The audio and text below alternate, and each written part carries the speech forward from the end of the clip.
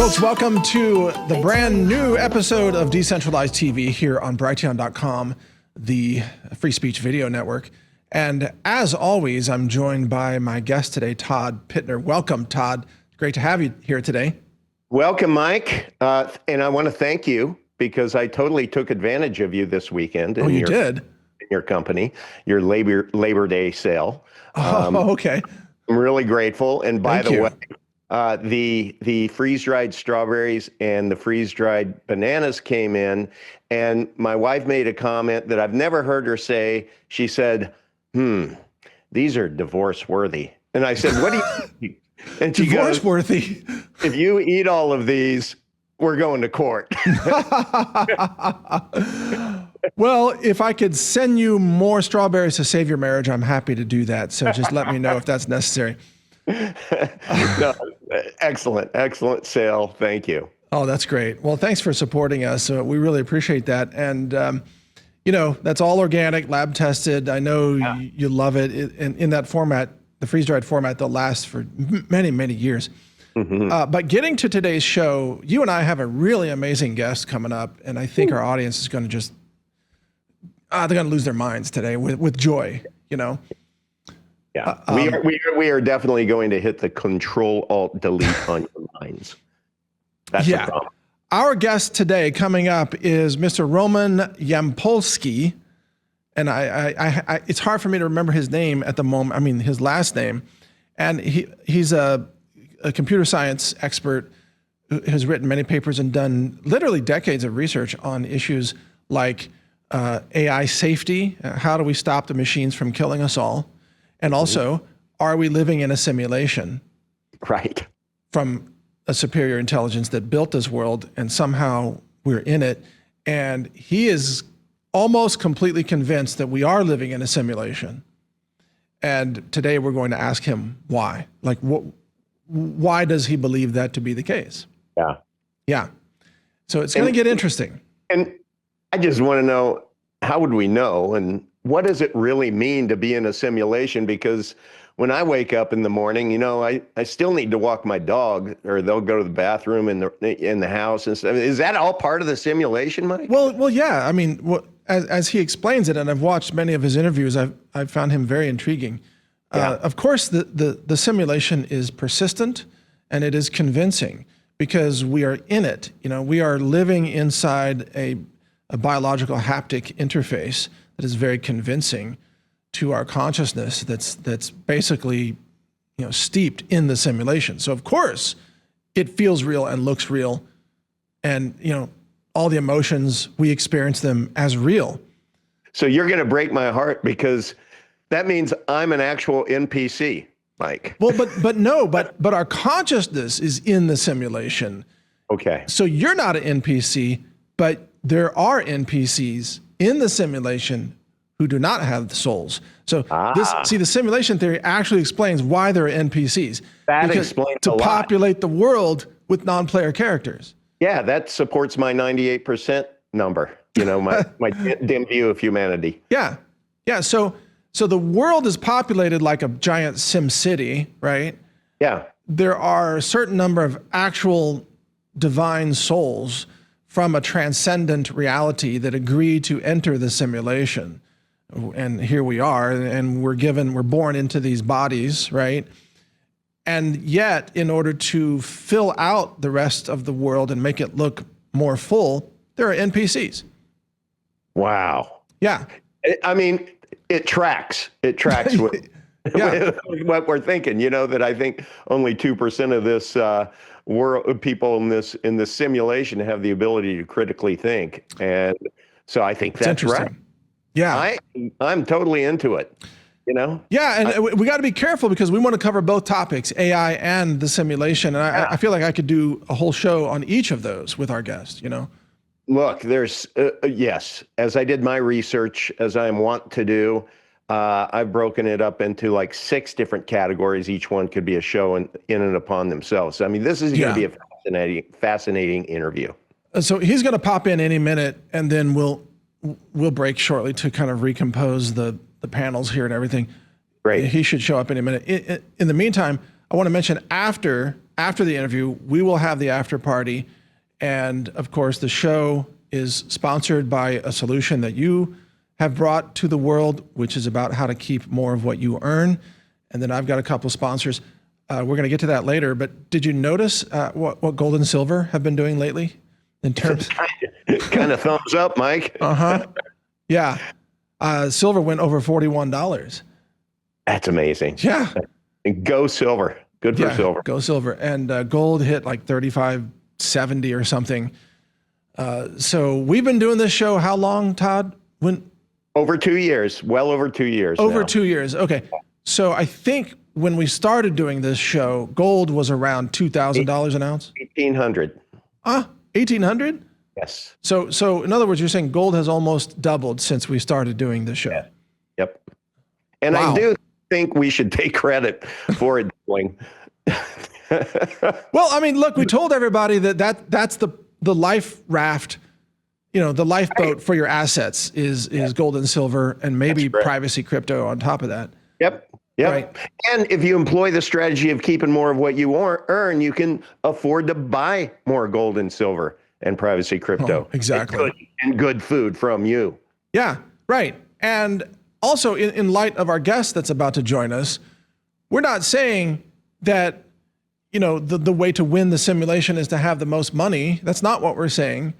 But as long as you're in the simulation, you don't want to be broke. You don't want to lose your dollars. You don't want to lose the purchasing power of everything that you've earned, because that's what's happening right now. The dollar's collapsing in real time. Oh, my gosh, Mike, I had Labor Day weekend where I got a bunch of steaks for my daughters. I have 4 daughters, and I couldn't believe it. I remember when my girls were younger, I could go and buy for all 4 of us, 6 of us actually with my wife, I could buy enough steaks for under $50 to be able to feed us all. And they were really nice steaks. Yeah. And this last Saturday, I went into Sprouts and I'm like, no freaking way. You want almost $40 for one piddly ass steak. I couldn't believe it. I put it back, Mike. It violated my every sensibility. And it just hit me that this food inflation, man, it's like if you don't strategically attempt to keep more of what you earn, then you're just gonna, good luck with hot dogs every weekend. Yeah, if even, or more like, cricket nuggets. Right. With little legs coming out the sides. That's how you know you're getting a good deal on your food, when the cricket legs dominate the patty. That's right. So you didn't buy steaks. What did you buy? I bought chicken and shrimp, and I did buy 2 steaks as well. That they were a little bit different, but I made hibachi. So Oh, I was okay. able to afford some rice. They weren't like meat glue steaks, were they? No, You didn't get meat glue. Not meat glue. No, but that grosses me out thinking about that, by the way. Ever since that's been in my conscience. No, we got good steak. Just remember, Todd, these are all experiences in the simulation. So There you go. The And fake food. I have a sneaky suspicion, because Roman is the expert who we're going to interview. And I think he knows something and has something going on. And I'm just going to posit it here. Okay. I think he thinks the winner of the simulation is he who has the bestest beardeth. That could be. Yeah. But I also know from his interviews, he wants to pursue immortality in the simulation. Interesting. He wants to live for 1 million years in the simulation. Okay. Yeah. And I want to ask him about that. Yeah. Great. Yeah. Because I don't know that I want to live forever in the simulation. I mean, have you thought about that, Todd? You want to live forever? I haven't thought about that, but it's kind of interesting. I don't know. Well, let's wait and we'll just ask him all about these things. Yeah, we will do so. But it's pretty clear also the machines will exterminate the NPCs pretty soon. Yeah, I think so. So there's going to be an NPC ethnic cleansing by the Skynet machines, basically, is what's coming. We traffic in decentralized NPC no moreness. NPC you later, I think, is what the machines are going to say. I can always count on you, Mike. Yeah. Beautiful. It's like, this is a really important time to have your own mind, to have knowledge about what's happening, to be decentralized. Because you realize when the machines start to go after people. Oh, our guest is joining us here.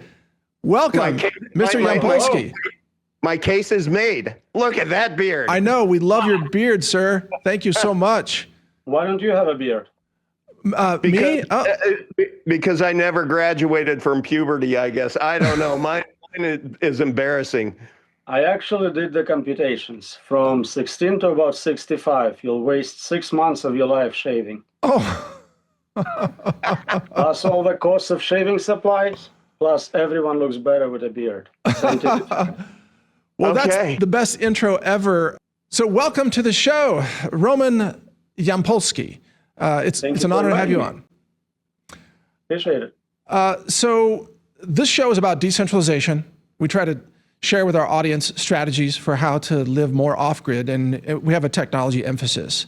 And your work is absolutely critical in this area. You're the author of the book AI, Unexplainable, Unpredictable, Uncontrollable, or co-author on this book, Considerations on the AI Endgame.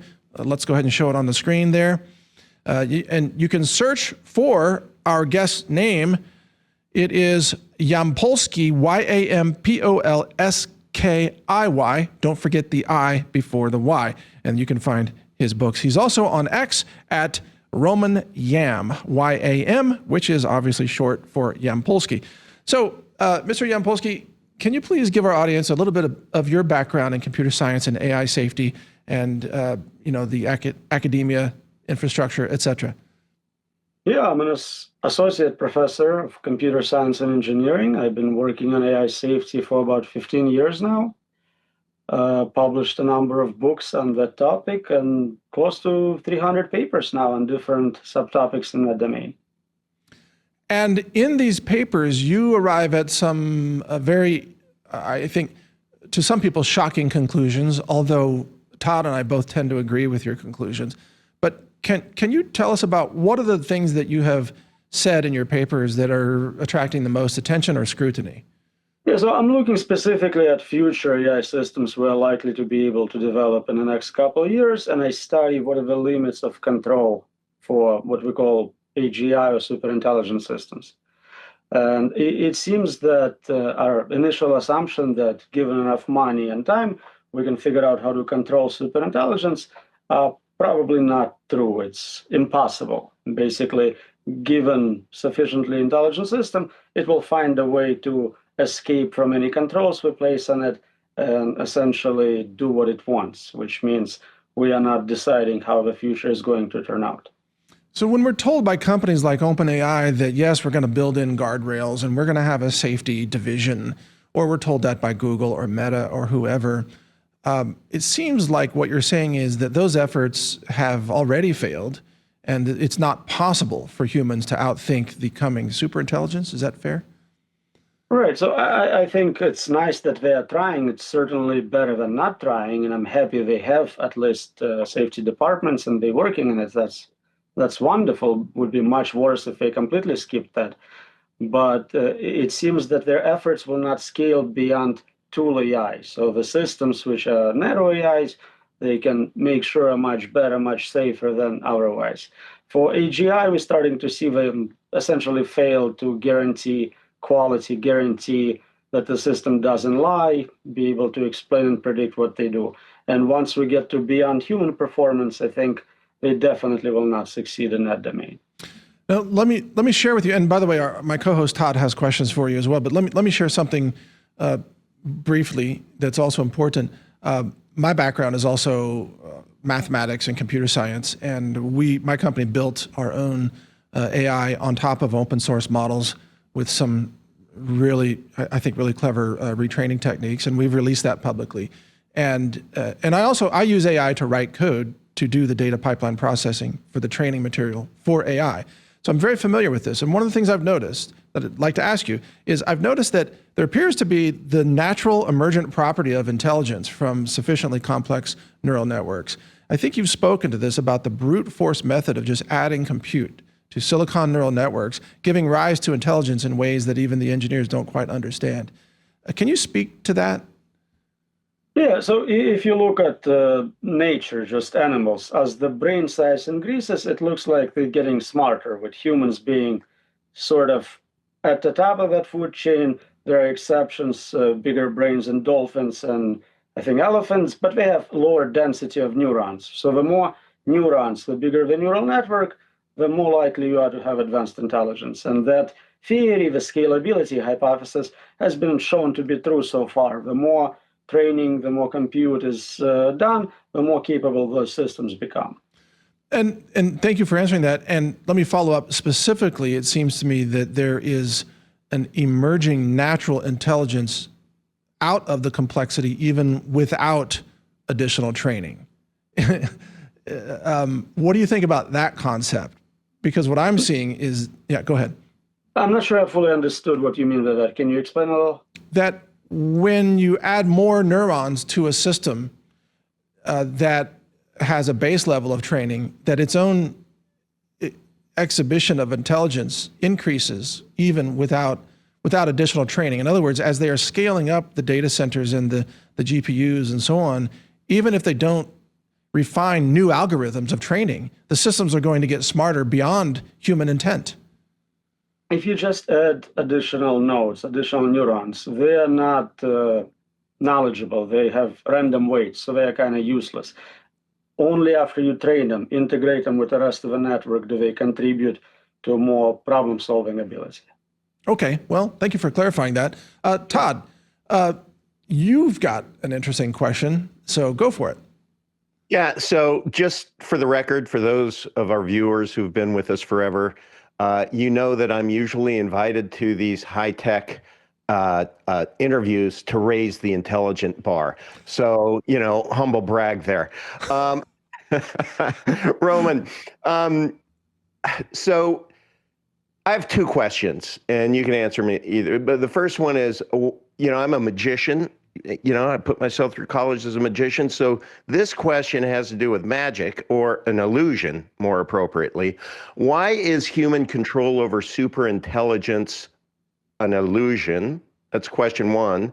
Question two is, why do you assign a 99.9% probability to human extinction from AI? Extinction. Extinction, thank you. Yes. So let's start with the second question. I think it's impossible to do this. So when something is impossible, it's basically 100% not happening. And I'm very humble, just like you. So I'll say, maybe I made a mistake. Maybe I'm wrong. Maybe we'll find a way. So it's not 100, it's something close to it, 99% certainty beyond that. So that's what I'm saying. If they suggest that they can build a perpetual motion machine, I would say they have about zero chance of succeeding. No matter how much funding, how much time, how great the batteries are, how much effort they put into new wires, they're not going to create perpetual motion machine. In this case, they're trying to create a perpetual safety machine, something that can always guarantee safety no matter what the level of AI is, in terms of intelligence, in terms of interaction with other agents, malevolent agents, data sets. You're always ahead of those systems. You're doing better than a super intelligent entity. That seems impossible to me, so I'm saying basically you have zero chance of success, therefore doom is that high. I'm not sure what you mean by that illusion. Is that what you mean by them telling us that they can get us there and creating this illusion of successful safety work? That we can control it. That's the illusion. That we can control superintelligence. Yeah, we can't even control another human being at our level, right? We develop lie detector tests, we develop morals, ethics, religion. All those systems fail all the time, right? We know that you cannot really trust fully employees or anyone else. Okay, let me take the next question. Thank you for answering that. Roman, may I call, is it okay we call you by your first name? Sure. Okay. Here's my name. Okay, thank you. Before I even became aware of your work, I was along a very similar conclusion through a different vector. about the machines eventually exterminating humans. And let me share that with you and get your reaction. It occurred to me that there's obviously going to be very strong competition for resources that both humans and machines need in order to survive. Obviously, electricity being the most obvious one, but there's also fresh water. So fresh water is used to cool data centers. And where I am in Texas, water is very scarce. There's going to be 400 billion gallons of water used by data centers by the year 2030. So that's water that cannot be used by human beings. Also land. So farmland that used to produce food for humans, obviously machines don't need food. They need the farmland to build data centers to expand their own compute bandwidth. So those are three resources: water, electricity, and land. So in my mind, it seemed inevitable that eventually the machines were going to say, like, we don't want to kill the humans. We just need their resources. Doesn't that seem inevitable to you that the competition for resources is going to marginalize humans sooner or later? So at some point far in the future, yes, we would run out of space and water. Right now, there is no shortage of water. I don't even know if it has to be desalinated for cooling purposes. So at the end, yes, the machines may decide that they need the resources for something else, and they don't care if we're using them or if we rely on them to continue existing. So that's definitely one of the concerns. But really, we're now discussing what would be the reason they decide to turn us off, and that could be one of them. Well, what's the most likely reason in your research that the machines would decide to turn off the human power grid or something like that? What do you think? That's the unpredictability part of it. Like, as a human level intelligence, you cannot predict what a superintelligence would do. You can consider some possibilities. Maybe they don't want competition. Maybe they are scared you're going to turn it off. Maybe you'll develop competing superintelligence. Again, impossible to know for sure. We just know that we are not deciding what we're going to do. Okay, I appreciate that position, understanding that humans can never predict the strategies of superintelligence that can outthink us. That makes perfect sense. All right, Todd, next question goes to you. I love, Roman, I love the fact that you are hammering the answers so quickly. This is going to be great. We normally can never get through our questions with our guests. So thank you so much. Before a few times. Yeah, right. I think so. Okay, go ahead, Todd. Sure. So, Roman, you've argued that not only might AI simulations become unavoidable, but that we are ourselves, that we may already be living in one. How does the need for advanced AI to simulate reality lead you to conclude that it's more likely we live in a simulation than not? Yeah, if it's a sufficiently complex system, its level of thinking is very detailed. If a human thinks in pictures or maybe in text, it can think in whole environments, virtual worlds. And to have a good idea of what's going to happen, it can simulate all aspects of it, including conscious, intelligent agents who are part of that simulation. So if it needs to make a decision about sales of some product, well, it needs to simulate this planet with all the users and see, okay, what type of rice cereal will sell the best. As a side effect of creating this experiment for marketing purposes, it would have to create real, like, agents who experience all the real states of this world, suffering included. So explain to me what living in a simulation would be like if we are. Because I'm trying to. What do you mean? Here it is. Yeah, it would not be any different from your point of view. You wouldn't even know unless I told you. Okay. So I just told you. So who would be doing the programming? Are you the creator? All of this? I'm pretty sure I'm not doing it since I don't remember doing it. But of course, it's possible that I turned off my memory to enjoy the game a lot more. Whoever is doing it is very capable engineer and scientist, amazing artist. We see the evidence of that everywhere, but also they seem to have some moral problems as well, based on the same evidence. I love the fact that you spoke in previous interviews about the origin story that's been told to various civilizations across history of a creator in the sky that created your world, and after you die, then you go to heaven or some similar type of transcendent place. And how much that sounds exactly like a simulation where we're living in the simulation and then one day we leave the simulation. Can you speak to some of the similarities between those stories and why, I mean, do you believe that ancient cultures were actually told the big truth and then they created religions around that? So I want to kind of invert this experiment. So let's say we take a book like mine, which talks about all this technology in modern terms. We talk about superintelligence, we talk about computer simulations, and then we explain it to someone who has no knowledge of modern technology, a primitive tribe. So you tell them there is this very capable, very smart entity, and it's able to create worlds like ours and create beings in that world. And then that being, for some reason, wants to test if you're going to be doing this or that, some sort of ethical test. Wait a couple generations, and what they have in their local language is essentially the religious stories we are passing around. Now, how they got that information is above my pay grade, but it just seems like it's a perfect mapping. All these concepts we see in theology are now being done in AI safety work just with technical terms. We have boxing procedures, we have, instead of 10 commandments, we have guidelines, rules for large language models to follow. All sorts of retraining, repurposing is happening. We'll reset this model because it's not behaving well. So again, just interesting similarities. Of course, they could be just that. Do you give any credence to those who claim that they have near-death experiences or NDEs? Because one of the most common themes of their experience is that they feel like after they leave this world, the next world that they briefly visit and return from feels far more real than this world. Yeah. Have you I read a lot about those, and what's interesting, they always kind of get visions of their own religion. They never have visions from another religion, so that makes kind of sense based on their previous training data.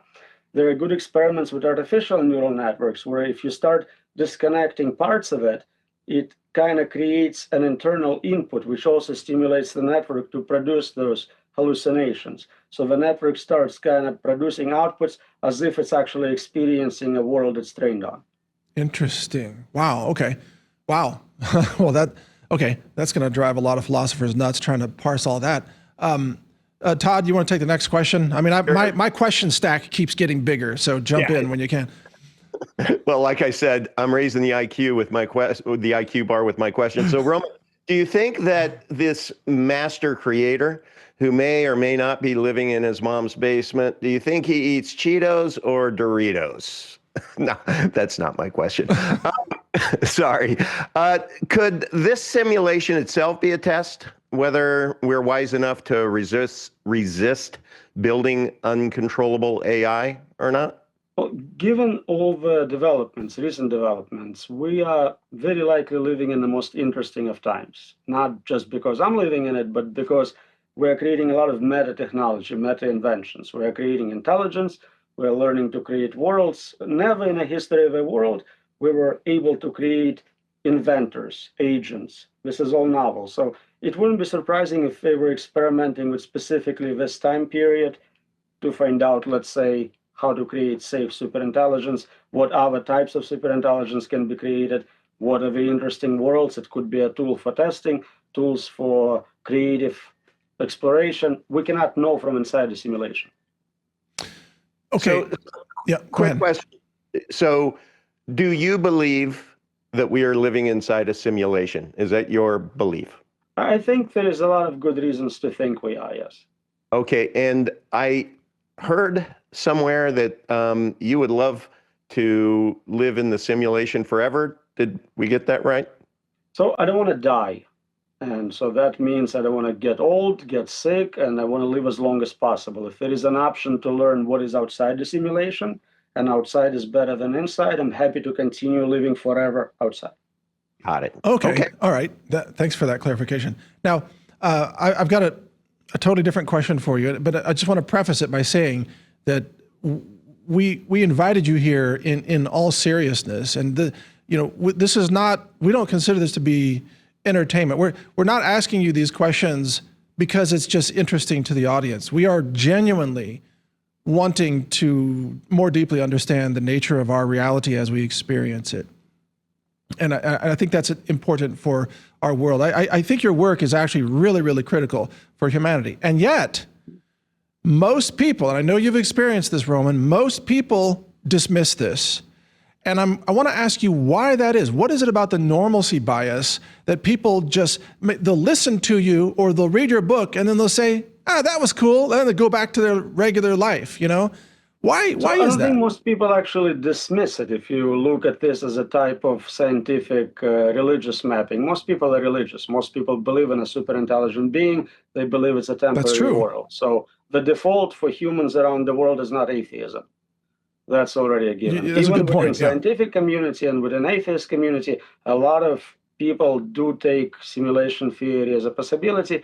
Most don't have high probability like I do, but 10-20% is very common for philosophers, for many Silicon Valley billionaires, for example. So it's not as out of norm as you think it is. Okay, that's good to know. But the follow-up to that is why, but about AI, for example, the idea that AI is very likely to destroy humanity, that thought is much more easily dismissed by people because, well, for why? Again, why do you think? It was maybe a decade ago, it was science fiction. Now, Nobel Prize winner, founder of machine learning, Turing Award winners, all in agreement with me. We had a letter signed by thousands of computer scientists all saying this is more dangerous than nuclear weapons. That's the modern state-of-the-art thinking in this space. But if they really believed it, then it seems like they would prioritize not destroying humanity or not pursuing AI research. But we still have the incentives being the financial returns rather than the preservation of the human race, it seems to me. We really believe that we're all going to die. Aging is happening, yet we spend about zero of our national budget and individual budgets on fighting aging. It's the same thing. So are you saying that there's a suicide cult type of attitude among humans anyway, and that's why they're pursuing machines that will kill us? At the level of humanity, we are kind of doing things which are less likely to lead us to not going extinct, yes. Okay, that's... I was not hoping to hear that today, Roman, but I thank you for being honest about it. Todd, you want to jump in? Because I'm trying to sort this out. Like, I take Roman seriously, but I find when I talk to people about Roman, about your work, they don't, at least the people that I've spoken with so far, granted it's a very small sample, they don't take it seriously. They're like, yeah, whatever. But they don't even believe that AI will replace human jobs either. And why are you talking to them? Well, for social reasons, you know? That's better friends, smarter friends. Okay. Let me make a note. Roman Yampolskiy, get better friends. I get it. Okay. Todd, go for it. So if self-preservation is such a strong instinct for us, why isn't it stopping us from pursuing potentially suicidal AI development, Roman? So there is kind of prisoner's dilemma situation. Game theoretically, what is best for society and what is best for you personally not always align. If you think you can make a lot of money right now, but then government will stop this development, but you're already locked in as a very rich, successful person, it is a better state for you than to stop right now and be a poor person in the same world. If you think a competitor will do it instead, but then everything's going to be fine anyways, it's in your interest to beat them to it. So individually, they're all making rational decisions. Globally, we're all getting screwed. How are you treated by the AI tech giants? And let me set this up, because in the telecom industry, the telecom giants will say, oh, there's no health risk from electromagnetic pollution or 5G, let's say. The pesticide industry will say, oh, there's no risk for eating pesticides and herbicides. The AI industry likes to say, we've got it all locked down, it's totally safe. How are you treated by that industry given the severity of your warnings? So it doesn't really matter how they treat me. What matters is what they are claiming, right? Not a single lab, not a single scholar claims they have a solution. No one published a paper, a patent, has even a prototype for a system which scales to superintelligence level capability. They, at best, telling you that given more money and more time, they'll figure it out. That's the state of the art. But we know that's not true. So are they just going to continue to deceive us until it's too late? Well, some of them might actually believe they can do it. They just haven't realized the difficulty of a problem yet. They see it as business as usual. Like we can secure credit cards, we can secure superintelligence. What will be the sign that it's too late? Good question. That is a very hard question because so far nothing we predicted should be scary actually scared anyone to stop. We talked about, AI trying to escape, trying to lie, trying to blackmail. Nothing seems to be making any difference. So you've argued we need to pause in AI development, but that most regulation is just simply posturing. So which approaches do you think hold promise, and why aren't they being adopted? I'm sorry. Ideally, we want differential development. We want certain technologies developed and others not. So we want narrow tools for solving specific problems. You want to cure specific type of disease? Beautiful, let's do that. You don't want a general superintelligence to replace humanity. Well, what realistic frameworks could actually reduce existential risk? Again, personal self-interest. If what I'm saying is recognized, people will understand. They will not survive this. They will not be rich. They will not live for a long time unless they stop developing this mutually assuring destruction technology. Doesn't matter who builds it. The outcome is the same. So that's key, that you're appealing to the humanity and the rationality of the top level engineers. And you've said in previous interviews that governments are probably incapable of a regulatory framework in any kind of time that matters. How much are you concerned about the fact that our national leaders, let's take the United States, for example, is led by a person, Donald Trump, who basically knows nothing about AI? And I'm not attacking him, and most people know nothing about AI, but that's also true across most other nations. They don't understand what AI is capable of, and they could not possibly move faster than AI can move, especially under superintelligence. How big of a problem is this? It's not optimal, but also even if they fully understood it, there is limited things they can do without completely destroying all the infrastructure, right? You can make it illegal for large corporations to do certain experiments, but as this technology becomes cheaper to develop with time, more and more actors can participate in this research. By what year do you anticipate most desk jobs or computer jobs will be replaced by automation? It's very hard to predict deployment. So we might have human level AGI within a few years. Prediction markets are all pointing to that.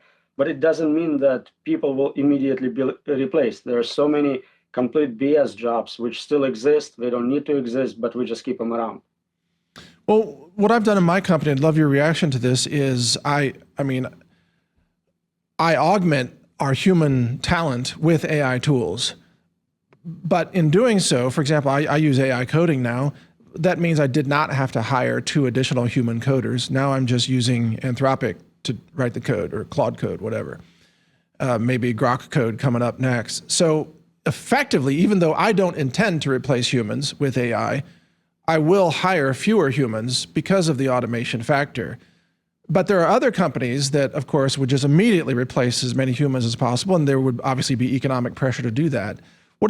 Doesn't that mean that deployment will, by necessity, be very rapid for economic reasons? Again, in certain industries, we'll see that, but in others, maybe there is more interest in having a human around for social reasons, historic reasons. Again, predicting something like that is very hard in specific terms. I cannot tell you, like, by this date, 100% is just not possible to do. But it seems the trend is more and more computer desk jobs can be done automatically. Is it possible that one day the machines will thank humans for inventing them as they dismiss humanity? I mean, like your purpose as the biologicals was to invent us, the machines?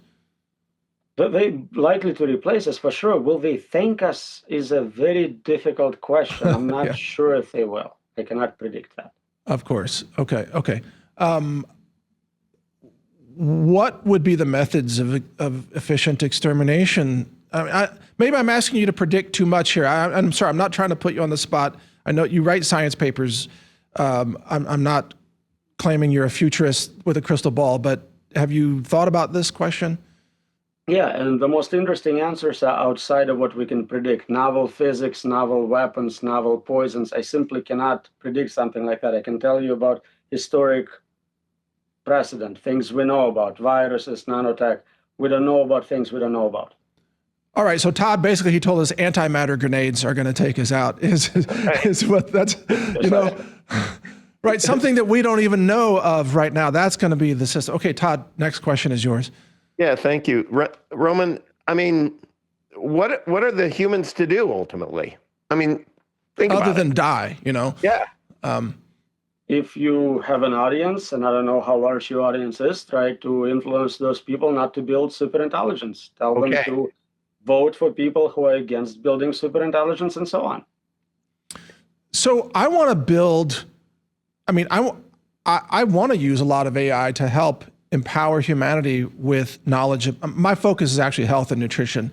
And I have a lab, I have a mass spec laboratory. We do food science experiments all the time. So I want to bypass censorship of big tech and governments and bring the world in multiple languages knowledge about nutrition and disease prevention and so on. I need to use AI to do that. So I'm going to try to build the biggest inference center that I can and the biggest training center I can. I'm not trying to build superintelligence, but even my own actions are kind of heading in that direction in a way, aren't they? Well, just to share information, you don't need a very powerful AI. You need censorship-resistant technology like That's right. blockchain. That's right. That's all I want to accomplish here. I don't want to build superintelligence, but I'll be handing over money to NVIDIA to buy all their microchips. I'll be contributing to the architecture or infrastructure of the AI ecosystem. So convincing NVIDIA not to sell to companies specifically, explicitly trying to build superintelligence would be a great goal if you can accomplish that. Yeah, well, if Jensen Huang would listen to me, he'd be on the podcast, you know. But there is more money to be made if humanity is around. That's a really good point. That's a very strong argument. You need your customers to be alive. I like that. Great takeaway.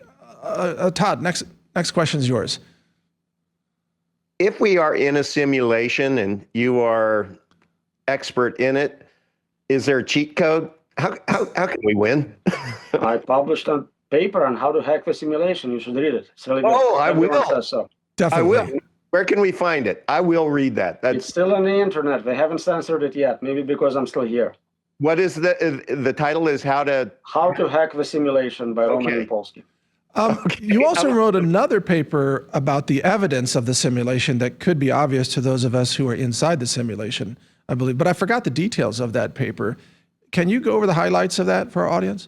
So there are multiple papers talking about evidence either from quantum physics or about kind of glitches in the simulation.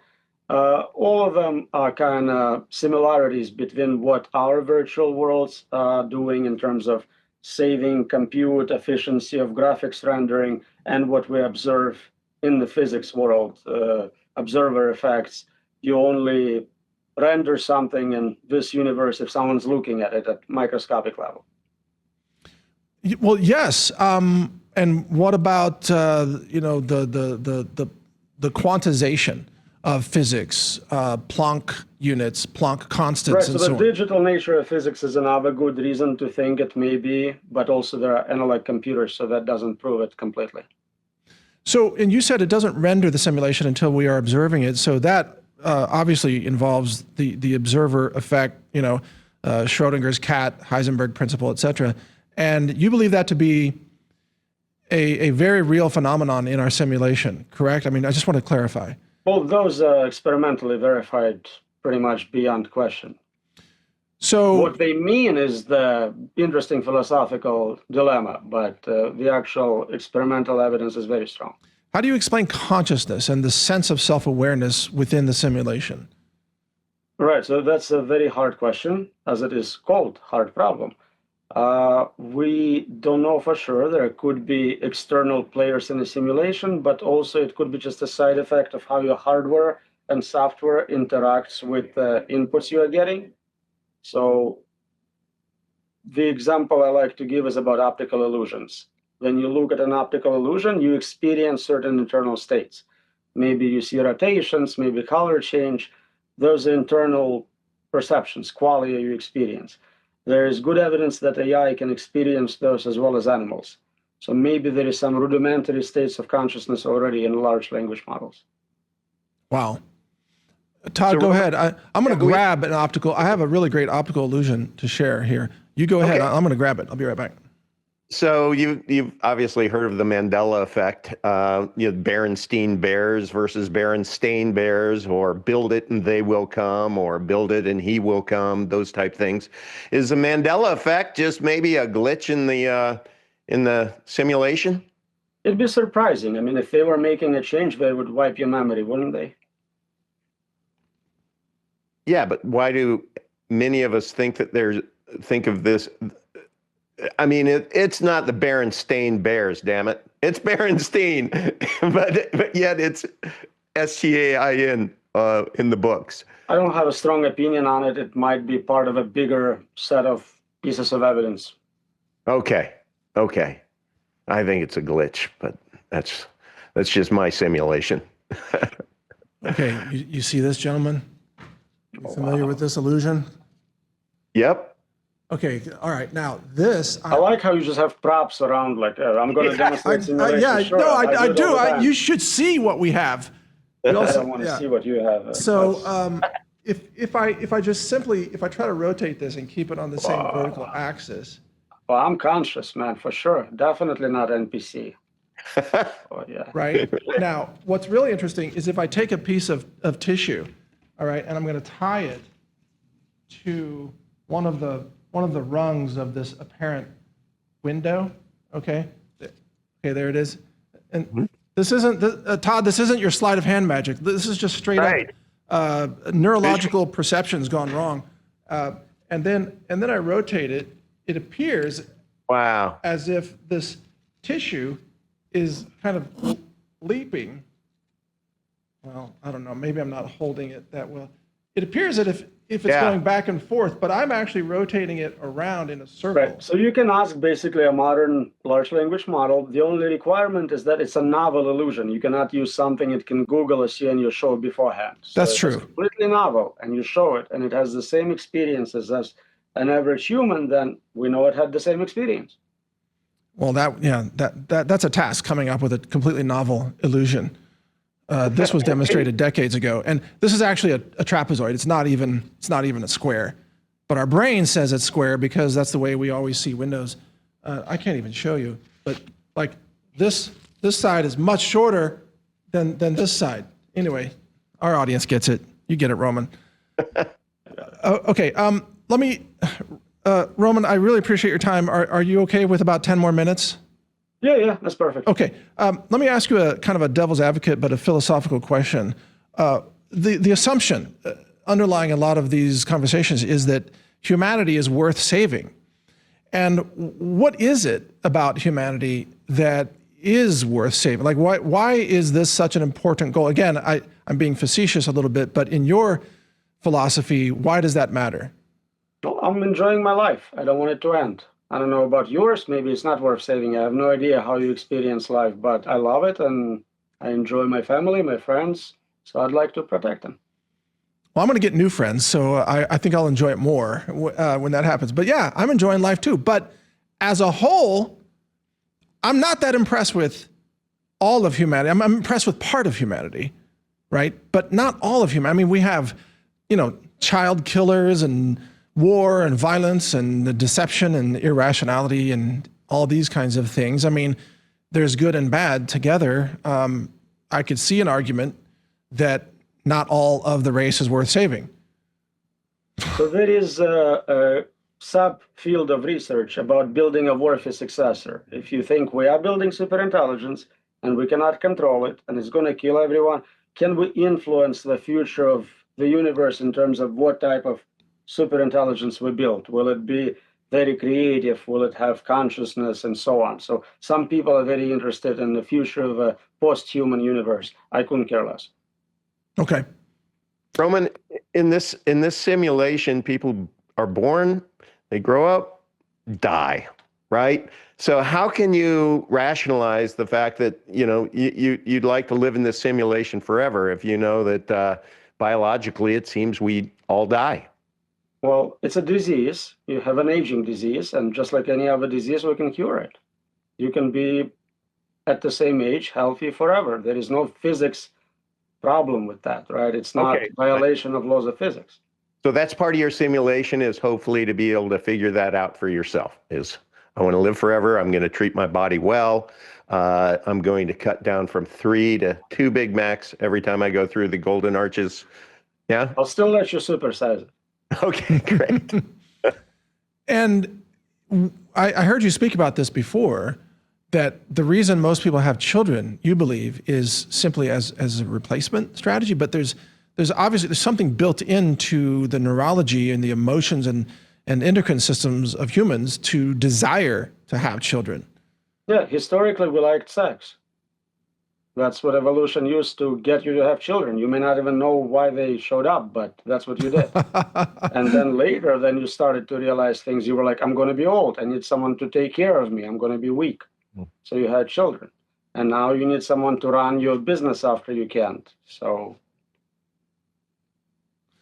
there you go. Right. So you think if the disease of aging is resolved, then people would consciously decide to not have children because they would rather enjoy their lives, or they would put off having children for much later? There is no biological clock ticking. You don't have to have kids by 30. You can wait until you're 3 million years old.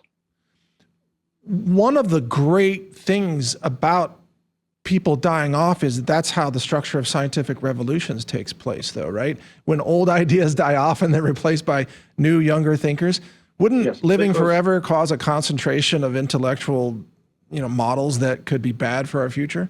So typically older minds, with some exceptions, of course, have harder time learning. So that's why they get stuck on the old theories. If we preserve you in a state of still very flexible, very pliable mind where you can continue learning, that wouldn't be a problem. New evidence would cause you to update, change your beliefs, and so science can continue. Now, there is still a shortage of tenured positions, so we need some people today. Now, I'm thinking, like, I saw RFK Jr. Bashing some of the United States senators today, and I was thinking, I sure don't want those senators to live forever. I'm not wishing harm upon them, just to be clear, but sometimes ideas are like, there are some people, many people, who will never change, and they're wrong. And that's been reflected throughout history. So my follow-up question is, I'm concerned about people living forever. The most powerful, most corrupt, most wealthy people would have access to that technology first, and they would use it to live longer and dominate humanity with their bad ideas. That is a big concern, absolutely. Interesting observation about what you said. So we have the oldest presidents, multiple ones. We have the oldest senators.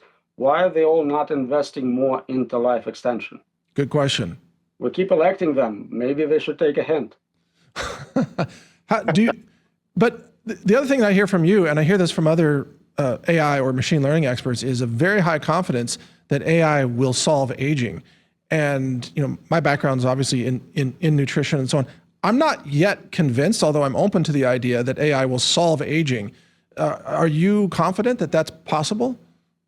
I think it's possible. Again, it's not a violation of laws of physics. There is a program, DNA code, representing all aspects of your body. So we should be able to modify it to change how many resets your cells can go through without causing cancer, of course. But it may be possible to solve it without AI. It just, we hope that AI would help to accelerate this process. A very important example is protein folding problem. We couldn't solve it manually, but with AI, we now are able to solve that problem. Super important problem in medical research. And we can brute force all human relevant proteins, all animal relevant proteins. So if we can do the rest of this exploration for the human genome and understand all parts of it, which right now we know very few of what they do, that would definitely be a step forward to make you at least healthier, if not immortal. Well, until that day comes, I've got my superfood smoothie here in my glass jar. So this is what I'm into, avocados and turmeric and all kinds of goodies and sprouted cruciferous vegetables, et cetera. And I use AI to do research in nutrition, and it's amazing. It's opened up even me after 25 years in this space. It's opened me up to all kinds of new knowledge. And all I did was gather up nutrition knowledge and then train it into the model. And then I started asking the model these questions like, wow, where has this been my whole life? So very cool. So what's the optimal diet? What should I be eating? Well, it really has to be very personalized, but if you have so specific, we need to understand human genome, you see? Yeah. And everybody's got different health challenges, but there are very powerful natural medicines to address almost anything, even preventatively as well. But I think AI can be revolutionary for health and wellness and nutrition. But again, only if people desire to have knowledge. And that's another problem with humanity today. And Todd, you and I would talk about NPCs, kind of low information people out there that, they're living on food stamps, they're getting free Pop-Tarts. They're not going to go to an AI engine and say, how can I be healthier? They're just not interested in it. There has to be some level of curiosity to improve our condition, I think. And there is among some, like all of us here, Roman. But there's a segment of humanity that's they just want to play video games all day or whatever. Somebody's playing this video game. Yeah, I know. Can you blame them? Well, this is a very interesting game. But are they drinking smoothies or eating Pop-Tarts on the side? It's actually carnivore diet. That's the right answer. Yeah. But, okay, well, Todd, if you can jump in. Well, I just, for job security, if everybody's going to be living forever, I'm just going to start focusing on using AI for solving the parking lot problem, because it's going to get ugly out there, man. Self-driving cars, not an issue at all. Nobody needs to park. Yeah, it you keeps won't. driving, making you money. Okay. Okay, the one more really important point, Roman. Okay, I'm sorry to hesitate, but in the machine learning community, I've noticed an automatic default trust in thinking that our governments want us to be healthy and successful and alive.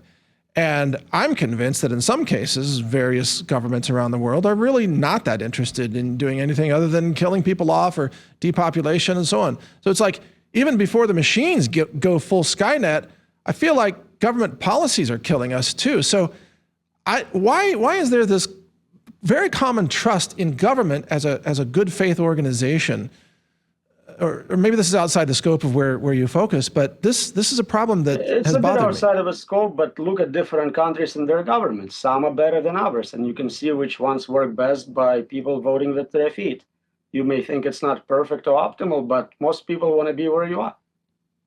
Most people want to be where we are? You are. Where I am. Well, I assume you're in the U.S., right? I'm in Texas. Even better. Yeah. Most people do want to be in Texas, actually, for some There you reason. go. Stop complaining. It's awesome. Yeah, no, I'm not. I love where I live. There you go. Yeah, I do. I love it.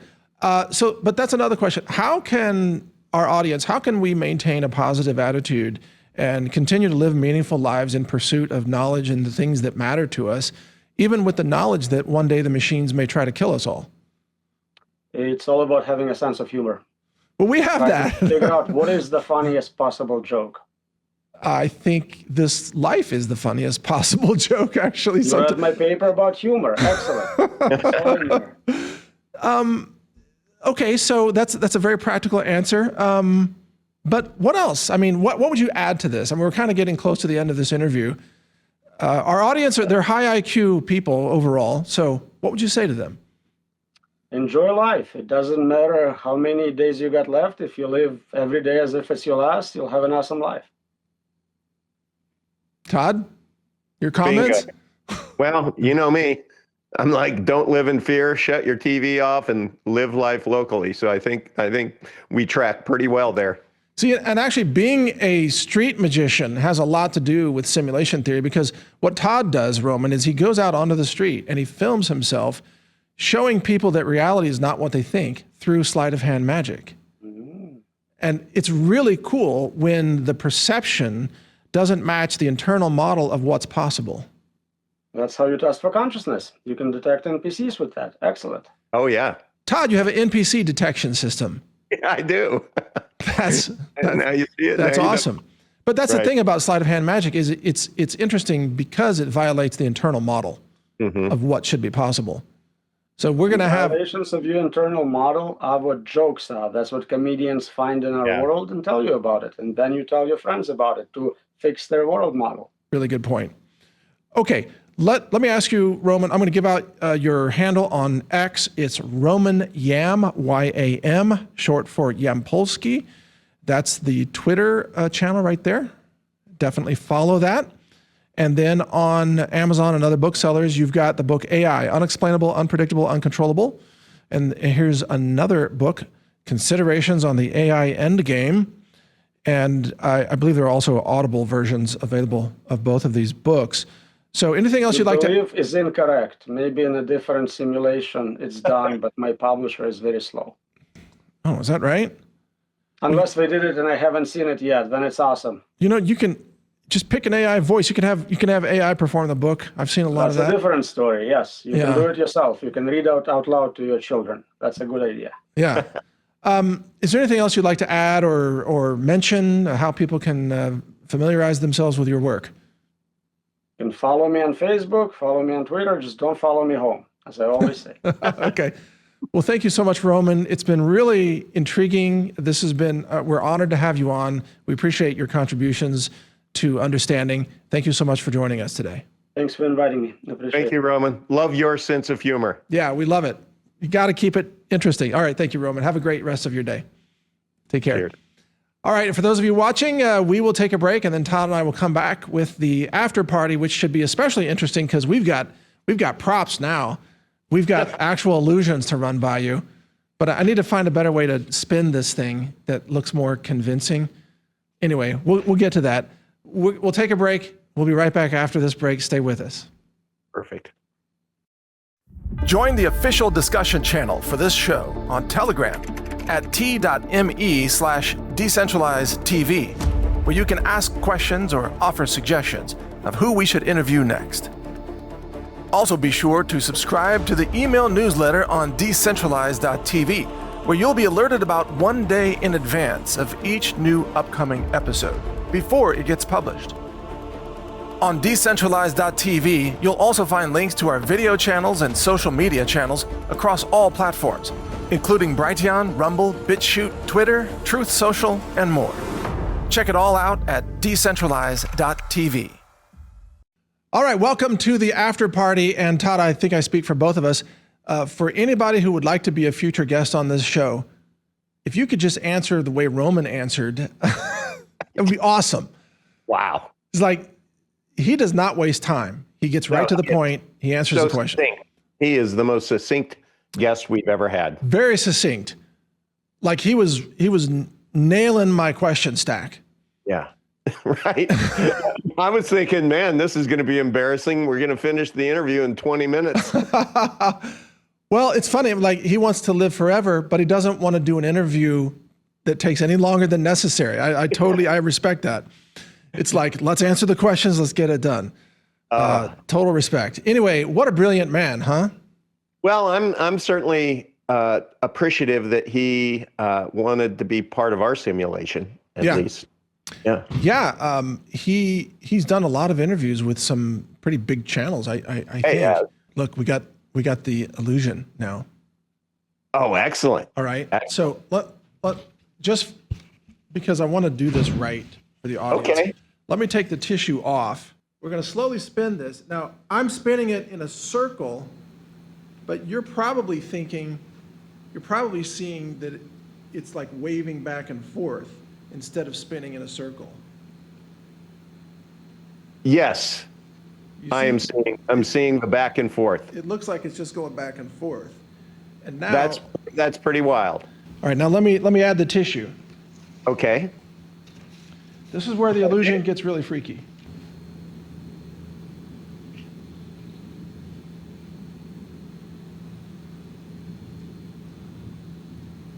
My promise to the audience, we will improve the illusion.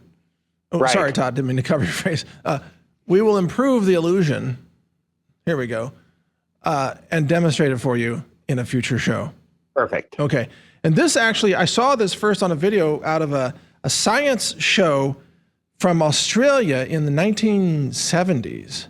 Wow. They had demonstrated this, and it's I forgot the name. It's a persistent illusion that tricks your brain, because of the geometry, etc. But it just goes to show you that our brains don't actually perceive reality as it is. No. Our brains interpret reality based on our internal language model, so to speak, or physics model. And that is the basis of close-up magic. 100%. Yeah. And I will share something with you. I think I've shared with you before, Mike, but do you know that 5% of the population, that's my number that I've ascribed to it. I've been doing magic for 52 years, okay? 5% of the population absolutely hate magic. Yeah. And they attack you? Yes, I call them the grabbers. Like right in the instead of just being entertained, Yeah. on a street corner when I walk up to them, you're always going to have one, out of 20 that's Right. going to like, "Ugh, I know how you do that," or look in his left pocket, look at his hand. It's just, or they'll grab it mid effect, and it's like, why can't you just enjoy and be entertained? I mean, I know I'm not a magician, you know what I mean? I don't really do this stuff, but I'm a pretty good entertainer. But I just find it always interesting, and it's those personality types that I think stand in line for jabs. Well, it's funny. They won't question the vaccine authorities, but they Right. will question your magic. That's right. But they believe in science magic when it comes to vaccines. You know what I mean? But I think what it is with those 5%ers is they just think you're trying to get something over on them when it's not. They kind of lack the EQ to be able to just Huh. enjoy, Yeah. When- and I just don't. It's not because when I was in, I did sleight of hand magic, Yeah. not at the level you did, but I would entertain my friends who were mostly getting high at the time, so it was much easier. It was a great way to learn magic. Yeah. But I didn't. I never, just for the record, I never smoked pot, but my friends did. And when they would get high, I would hit them with the card magic, and they would go, "Wow!" It was great. But they knew it wasn't real. I mean, we all knew it wasn't real. That it was like the proficiency of the effect Right. to show it. But today people get all upset about everything, even entertainment. And that's why I asked Roman the question, like, what are the traits of humanity that are worth saving? I mean, it's actually kind of a serious question, because it's like, okay, if let's say there are many, many species on many planets all throughout just our own galaxy, the Milky Way, are they all worth saving? Or just some? And what's the cutoff point? You know what I mean? Yeah. Like, if you murder your children, if you mutilate the genitalia of your kids, your planet goes into the red pile, Yeah. or whatever. Well, I think my takeaway from this interview, Mike, is a couple of things. One is, if indeed we are living in a simulation, and if you want to embrace that mindset, then I think it's really, really critically important to abandon living in fear. There are so many Yeah. things that within this simulation that tries to drive fear into our hearts and souls, right? So there's that. And then, as he said, just enjoy life, man.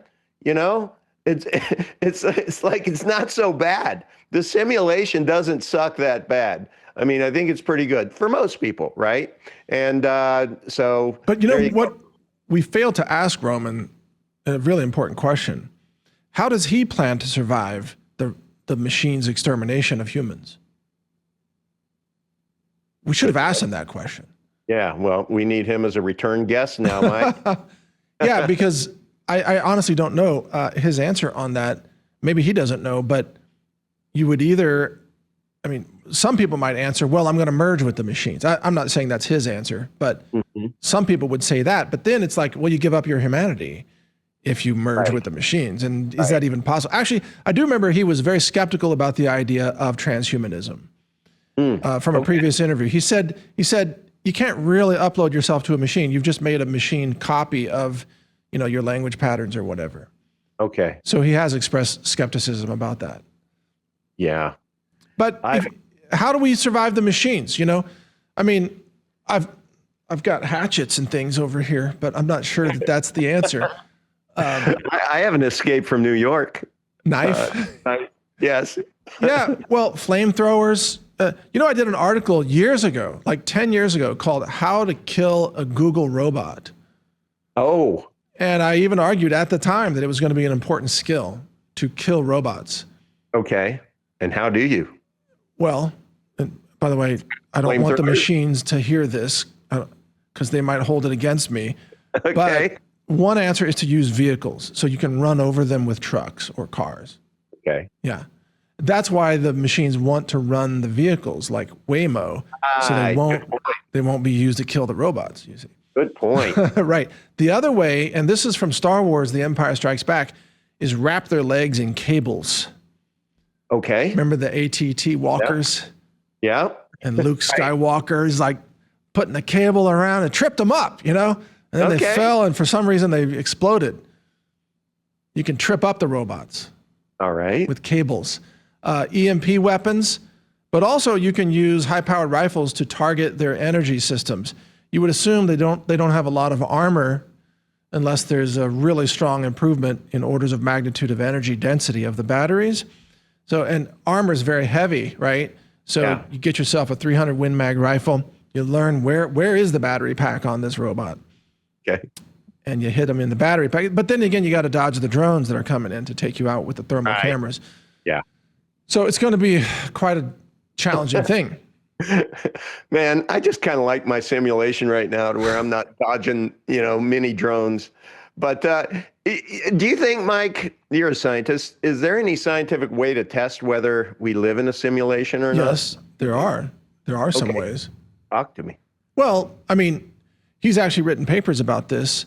Okay. But, one of the ways is to test like the duality of light theory or the demonstration that you can take light from distant stars where the light has been traveling for billions of years, and you can use the double slit experiment and, to show the duality of light as a wave or a particle.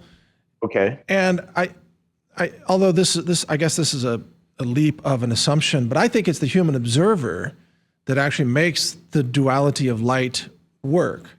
Mm-hmm. So if we don't have a human observer, the probability wave doesn't collapse in that way. When a human observer is present, then it does. Remember what Roman said, that the universe isn't rendered until you observe it. So like all the planets and all the stars out there, remember this, if there's no conscious being on a planet, then the creator or the architect doesn't have to render that planet until you get there. Okay. Like in a video game, they're not rendering the whole world. They're just rendering the part you're looking at. Got it. Right. Otherwise, it's too much. So in our cosmos, wherever you go, then God renders that part. Like, oh, this is what that planet looks like. Okay. All right. I mean, that's the theory. Yeah, it's a good theory. Yeah. I like it. Because, you know what? Gosh, we should have asked him too about the computational nature of the universe, because our universe is a giant computational machine. And physics is computation. Light is computation. Right? And so it's just all decentralized computation. Well, it certainly isn't a slow-ass blockchain that takes 10 minutes, for your change to come back. This is happening in, trillionths of a second, probably. There's probably like a cosmic clock that controls the sequencing. And then all the physics, all the cause and effect at the atomic level is being carried out on that clock. And that's why chemistry takes time. That's why physics takes time. It doesn't all happen at once, obviously. Otherwise, nothing would work. Well, speaking of simulations, Mike, my simulation this last week, I had 35 consultations for the UNA. That's a heck 35 of a simulations. Yes. It was crazy. It's just we're creating a time burden for you.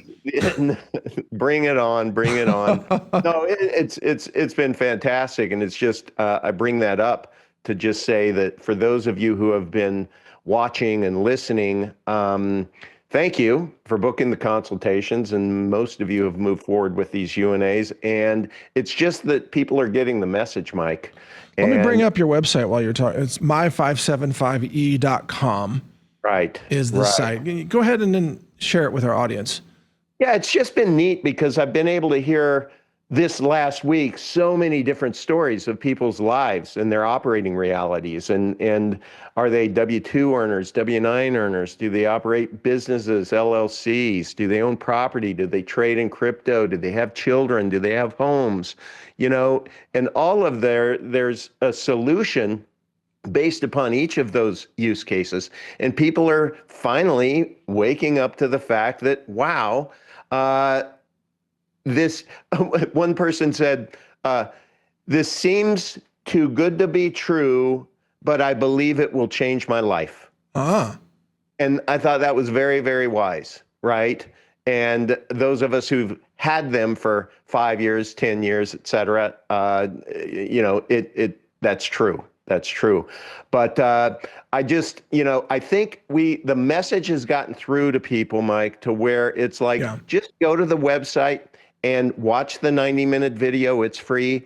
Download the PDF, and then think about your own operating reality and book a consultation. It's that simple. Now, it's a $150 consultation, but what everybody appreciates is if they move forward with the UNA, then they just take that off of the investment. So it's kind of like a built-in consultation hour, right? To where before they pull the trigger, they just kind of want a gut check. And that's what they ended up being. And I've had so many people, Mike, ask me to tell you, thank you for the work that you do. Oh, wow. So many people tell me, I've been watching Mike Adams for 20 years, 20 plus years. And it's really, you're really endearing to the folks out there.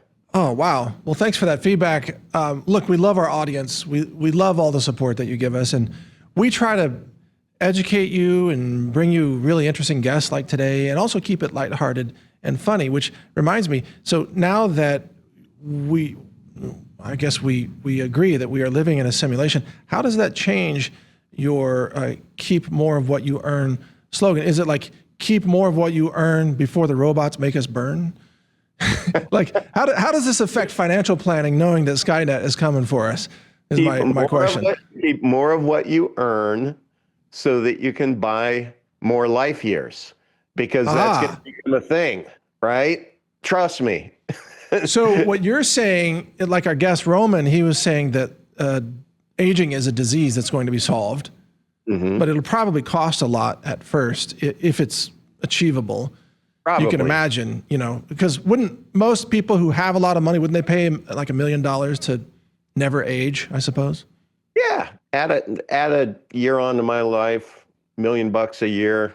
Or to slow aging. Like, you in 10 years of living, you only age 1 year. You know, would people pay like $1 million a year for that? That's right. And probably. If you keep more of what you earn, even today, then you can afford all of the high quality products that you offer, Mike, that legitimately, seriously can change lives, because it's all about good food in your body and being healthy and such. So that's a very practical. Yeah, go ahead. No, that's a really good point, is that you need our products, healthrangerstore.com, to live long enough to make it to the AI cures for aging, right? That's the Ray Kurzweil approach. What a great plug. That's why he's into nutrition, yeah? He's like, that's I want to live long enough to live forever, but we got to, you know, don't die before the robots come on, or not the robots, but the AI cures come online. There you go. Yeah. Now, I don't know about you, Todd, but I don't really want to live forever in this simulation. I mean, it's been fun and all, but I'm actually a lot more interested in what else is out there. So I love my life, don't get me wrong. And I feel very honored to be here, and I'm thankful for it, but I don't want to be here forever. And you know what, Mike? I mean, look, I'll entertain simulation, but at bottom, you know, I'm a Bible guy, and I really believe that, you know, the good Lord knows the day that we're not going to be in this realm. And if he speaks to that, right, then that tells me that there's something greater beyond this. But while I am here, you know, it is my mission to do good with the life that I have. Yes. And pray, pray And for his hand in our life. Roman would say, I believe, that Yeah, I know. the Bible is consistent with simulation theory. Yep. The story is there's a creator, created our world, we inhabit it, it's a training ground. After this, we leave the simulation, we go back to heaven. I mean, it's the same story, actually. Yeah, it can be, but I wonder what he would say about that homeless carpenter that walked around in sandals a couple thousand years ago that died for our sins in our place as our substitute. That was God mode. That was God mode. Okay. That was God mode in the game. No, the creator sent down God mode Jesus to try to teach people to stop being nitwits. Like actual God mode. Okay. And in Islam, they would say Muhammad is God mode. And in other, Buddha and so on, right? And in Hinduism, there's like 50 of them, 50 God modes or whatever. I don't mean any disrespect. I just don't know how many gods there are in that religion. But it's God mode avatars being put into the simulation to try to correct the path because humanity kept screwing up bad. I mean, read the Old Testament, right? Yeah. It's like, oh, please. You could do better than this.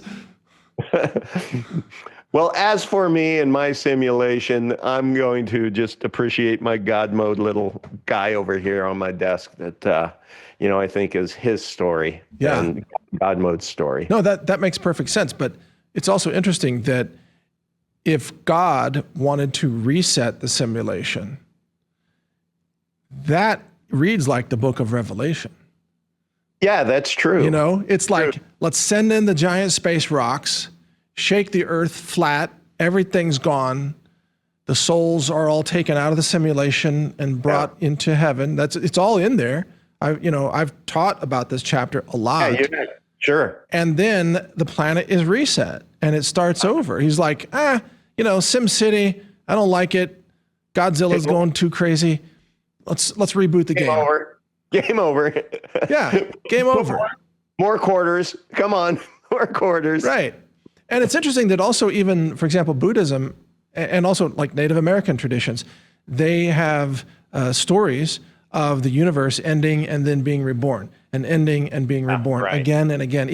Even some high-level physicists say like, the Big Bang, and some of them believe in the big collapse that would become a singularity and then it would explode into Big Bang, 2.0. But how do we know it's not version 2 billion? Like this has happened billions of times already.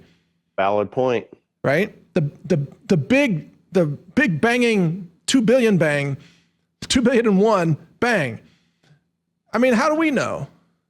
I don't know. No idea.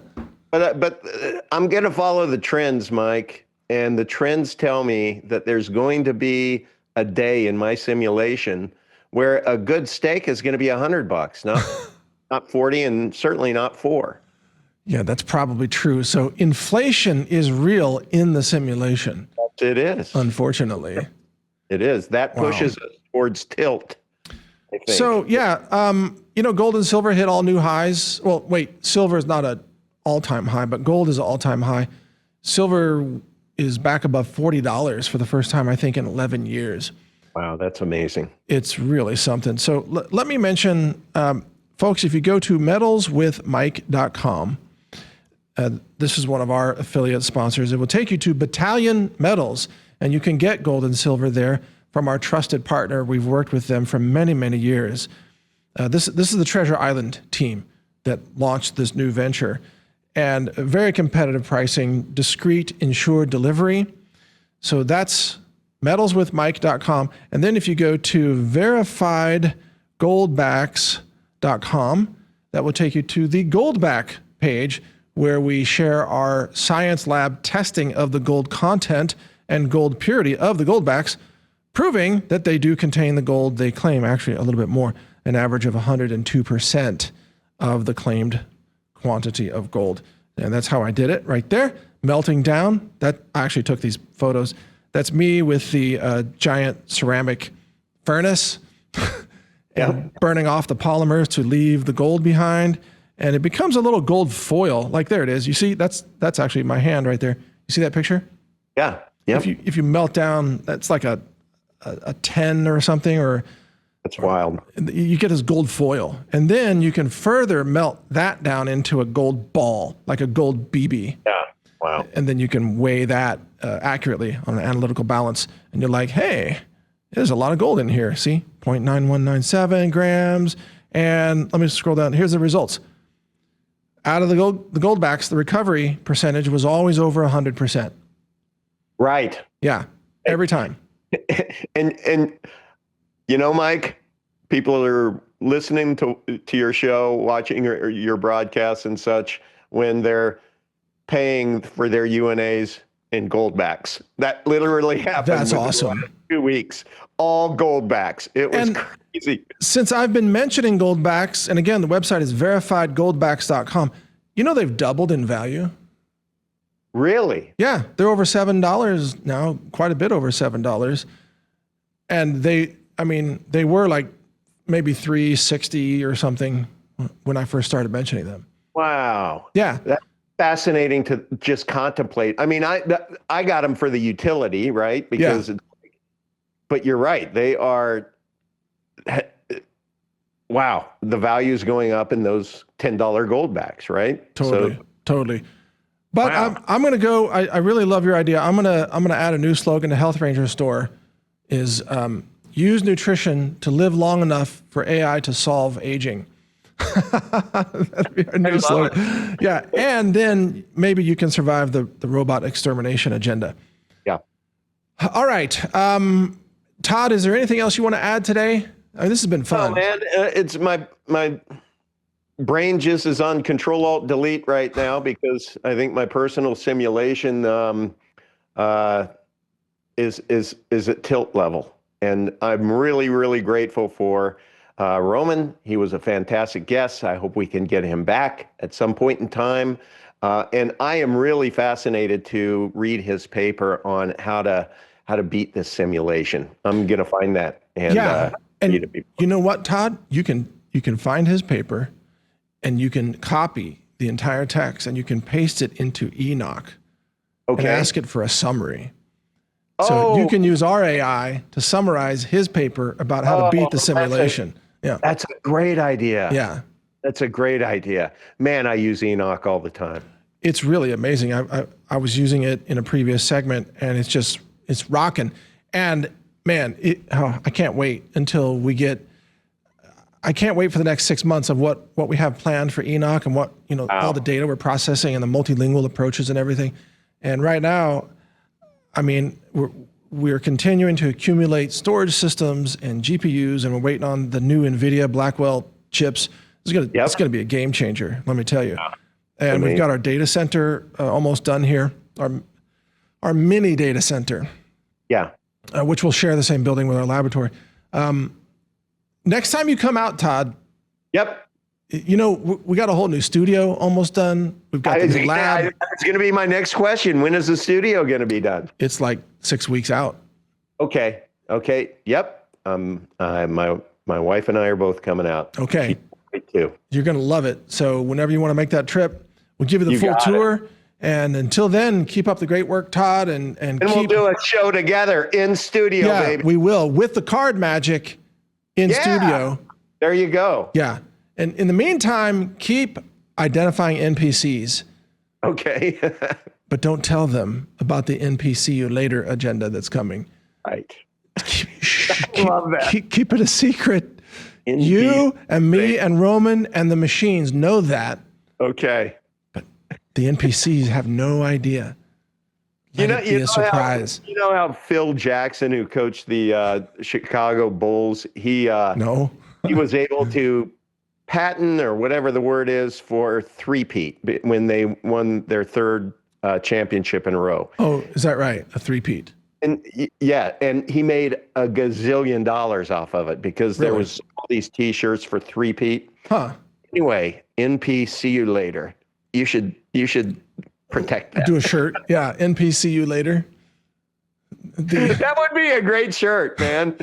Especially if it was one that would kind of, if you're in the know, it's self-evident. But if you're an NPC, it's just going to go right over the head. No. So here, okay, I got it. And by the way, for the record, I'm pro-human. I'm trying to help humans survive this. So this is kind of a joke, but the front of that shirt could say NPC you later, and then the back, Team Skynet. Right. But it's a joke. It's a joke, folks. Yeah.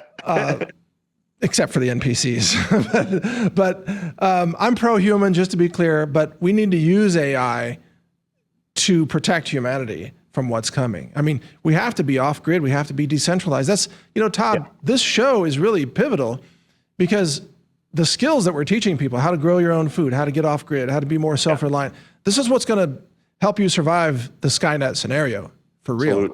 Absolutely. And thank you for these wild posts that you do. Like you made me think this week about how straws can be an important part of our survival kits. Oh yeah. Interesting article. That was great. That was a great article. That's cool. Where can people go? What's the easiest way for people to follow those? I always get my download from you on Telegram. Go straight to naturalnews.com. Check the website. But I am posting on Telegram under Real Health Ranger, posting on Brighteon.social under Health Ranger, and I'm posting on X under Health Ranger also. So you will post that same article across all different platforms, right? Yeah, me or my staff. Right. I don't always post everything. You can tell when it's me because it's a paragraph complaining about something. Usually, that's Mike for sure. Or I'm posting links to our interviews or things like that. Yeah. Or sometimes a joke. Yep. Sometimes a joke that not everybody realizes is a joke, but that's okay. But it's such a wealth of information, and I've really enjoyed it. And I turned my wife onto the Telegram channel, yours, and she's now coming in the evening saying, "Oh, did you read this? Did you read that?" It's just cool. It's good propaganda. Hey, your wife speaks Russian, doesn't she? Oh yeah. So we're gonna take the highlights of our interviews now and translate them into multiple languages, including Russian and Spanish and Chinese. When we do that, can I send you a link for a test and make sure that it's actually correct, like Absolutely. Good Russian? Yep. She'd be happy to. Okay. Well, my wife speaks Chinese because she's from Taiwan, so we can cover Chinese and Russian and English, and I'm sure we can find some Spanish-speaking people because I'm in Texas, so it shouldn't be a problem. You probably got some Cubans living right next door. We can solve that problem. Is this good Spanish? Sí, señor. It's good. No problem. And then converting everything to NPC is real easy. You just have a blank bubble above their heads. The thinking bubble. It's just blank. But it's empty. It's empty.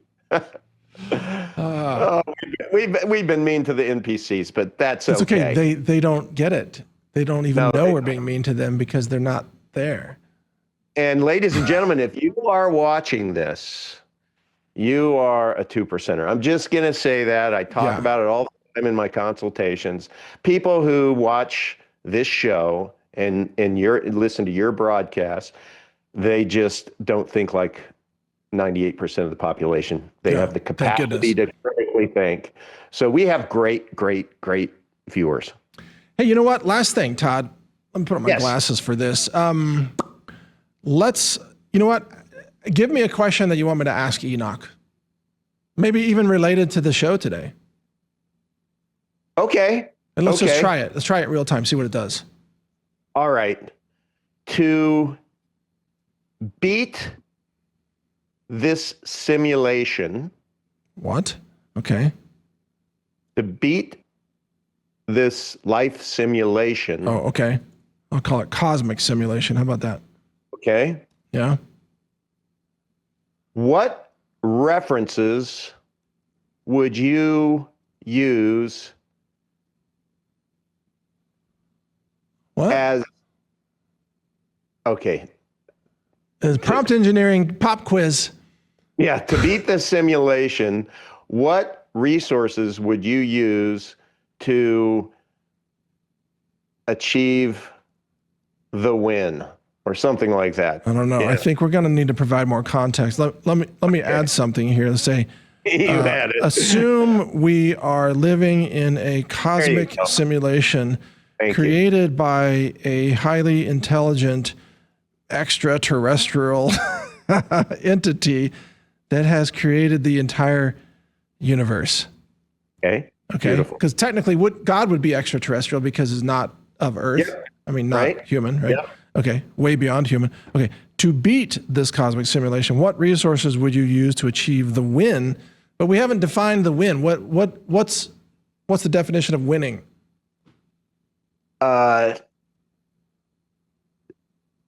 Man, the win would be Achieving high moral standards. well, the win would be heaven, based upon biblically, right? Okay. Achieving sufficient high morality and doing good in the world to make it to heaven. There you go. Okay, is that? Oh man, I have no idea what Enoch is going to do with this. I know. Let's see. This is going to be interesting. Be interesting. All right, it's thinking. It's checking in with lower simulations. We have an API to the sub simulations. Okay, here we go. To achieve the ultimate goal of heaven, number one, you got to have a spiritual connection, strong relationship with the divine, the creator, regular prayer, meditation, and contemplation. Number two, compassion and love. Prioritize acts of kindness, love, and compassion. Treat all beings with dignity and respect. Well, there goes Israel. So much for the modern day Israel. Okay, moral integrity. Maintain a strong moral compass. Yeah, that's all makes sense. Wisdom and knowledge. Pursue understanding and wisdom. Hey, this is pretty good, Todd, so far. Good. Community and connection.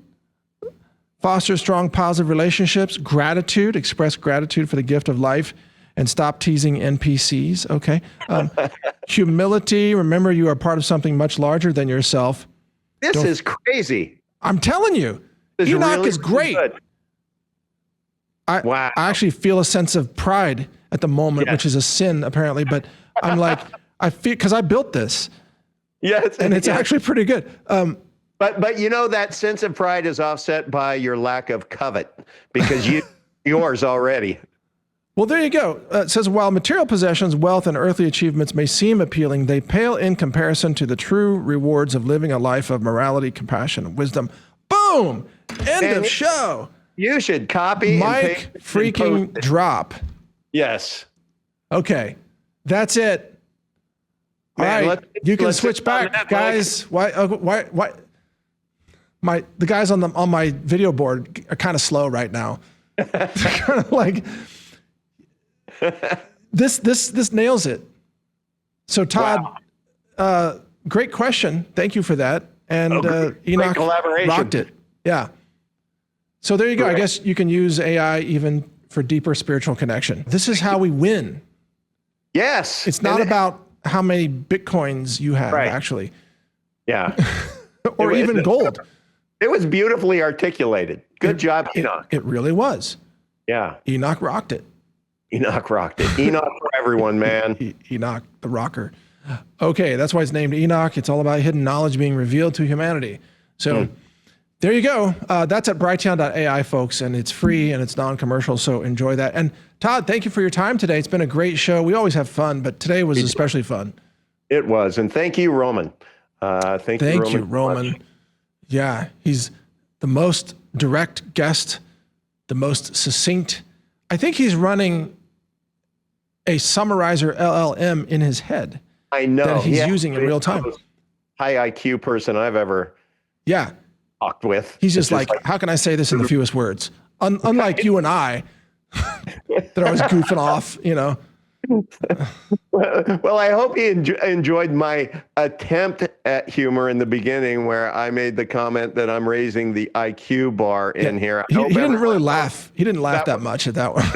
That was self-effacing, Roman. I know. I think he laughed inside a little bit at that. Right. But we all got your joke. But he's a very, he's a very direct person. So now that we know that, next time we'll prepare with like 50 questions. Twice as many questions, right? We'll do like the Roman question marathon with timers, like in a chess game. Yes. You know, it's like ask us a question, boom, hit the timer. You know, that would be funny. Yeah, we might try that. We'll send him a gold back for every question he answers. And then, based upon some recent experiences, what we can do. Remember the Gong Show? Oh yeah, I remember the Gong Show. Have a gong, and I could turn around, and if they go on and on and on and on and on and on, and man. I could just go poing. But he would never do that. But we have had other guests that could be gong worthy. Could be gong worthy. Yeah. Yeah. I'd like to read some of them a novel called Gong with the Wind. Actually. Oh, I love Thursday nights, man. Oh, it's really something. Okay, here today, gong tomorrow. Yeah, something like that. Okay. Girls Gone Wild. Okay, too much. Now we're into the tipsy part of the show. This is the after party. Right. Okay, Todd, have a great rest of your evening. Thank you for your time. It's been all kinds of fun. And folks, tune in. Catch all the other episodes at Decentralize.tv. And most of them are just as much fun and very informative. So check them all out there and get ready for the end game of the simulation and the Skynet scenario, because it's coming, and we will help you survive it no matter what. That's our goal. Okay, decentralize to survive. Thanks for watching today. Take care, everybody. See ya. Cheers.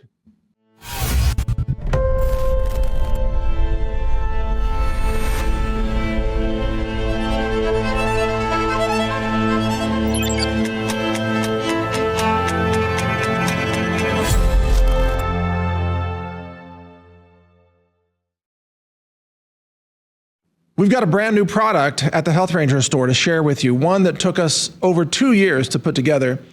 And it sounds simple, but it actually wasn't. It's organic chicken bone broth powder. And it's available now at healthrangerstore.com. And we've got it in 2 formats. We've got it in the 8-ounce pouches there, and we have it in the number 10 steel cans for long-term storage. And of course, it's certified organic. It's also laboratory tested for heavy metals, for glyphosate, for microbiology, and other tests that we conduct.